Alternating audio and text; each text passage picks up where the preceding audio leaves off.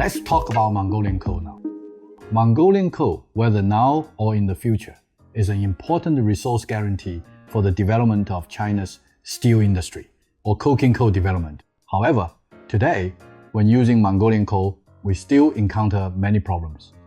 We often buy it, and initially it looks good, but performs poorly. Of course, there is also very good coking coal in Mongolia, and some coals are even very similar to Shaanxi's coking coal.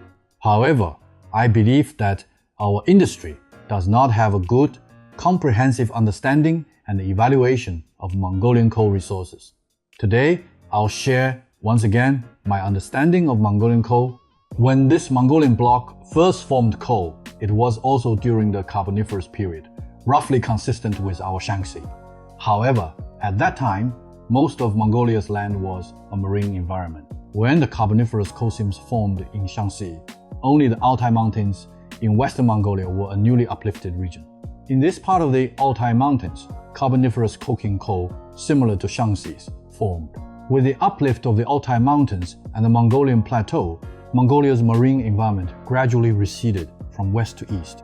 From the westernmost part of Mongolia, there's Permo-Carboniferous coal. Moving to the central region, it becomes Permian coal. Further east in the central region is Jurassic coal. And the easternmost part is basically tertiary lignite. This is the broad background for the formation of all Mongolian coal. Another background is that Mongolia as a whole was generally in the process of uplift, forming many independent fault basins. Most of these fault basins formed Jurassic coal during the same period as Xinjiang.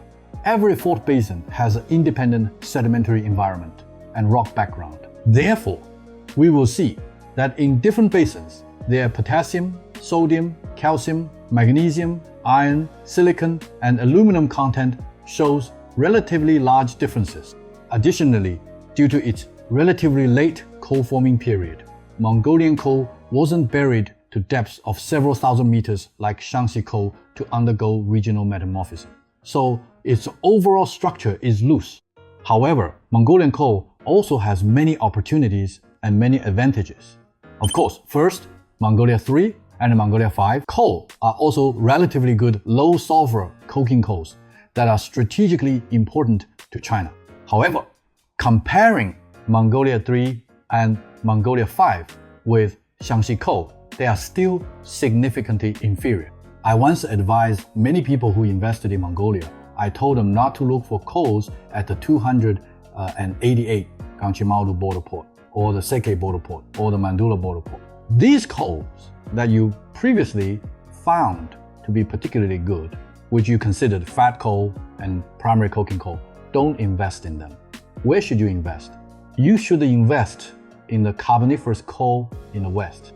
That coal, it appears to be lean coal, primarily lean coal, but has important strategic significance for China's entire resource landscape, especially for Xinjiang's coal resource landscape. For example, one year, Mongolia Energy Corp at the Khushухud coal mine in Kof province in the west, at that time, they asked us Fenway to assess the development prospects in China for Khushухud, what they consider thermal coal. I looked and advised them, go about 50 meters deeper and it will become coking coal. Because this area, based on geological judgment, is coking coal, not thermal coal. So they gave me their drilling data and I helped them find it. We found some deep samples and indeed it was coking coal. Later, I helped them relay out their exploration and re-evaluated this resource. This is a very good coal environment, primarily Carboniferous, supplemented by Permian. Once this coal comes out, it will be very valuable. They asked how to sell this coal. I said this coal has strategic significance for all of Xinjiang. They said, what should I do then?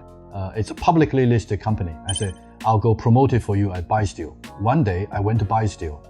I found the laboratory, and when I talked about this coal and its significance for Xinjiang coal, I said, I'm telling you, you don't need to buy from Shaanxi anymore. This will suffice. The lab director heard this and called his deputy general manager over. We discussed it until noon. In the afternoon, he called his general manager. I helped Khushухud sign a strategic agreement. Once the Khushухud coal mine starts production, BuySteel will be able to use all of it. The Khushухud coal mine transformed from thermal to coking coal and with Baisteel's purchasing intent was the reason for its biggest stock surge. In other words, when we understand and apply Mongolian coal, there are actually many opportunities and a lot of detailed work for us to do. It is a very strategically important resource area. Okay, thank you all.